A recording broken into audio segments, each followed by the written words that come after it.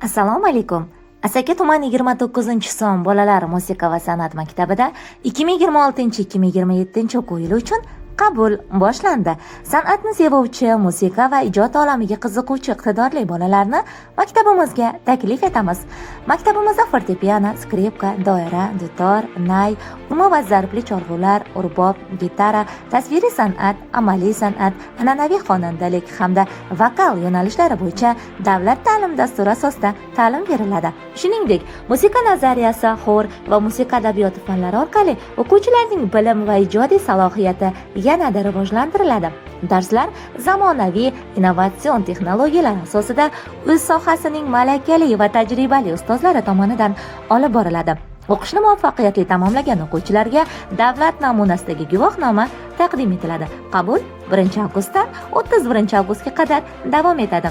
6 yoshdan 12 yoshgacha bo'lgan bolalar qabul qilinadi. Arizalar MyGov platformasi orqali ota-onalarning arizasi asosida qabul qilinadi.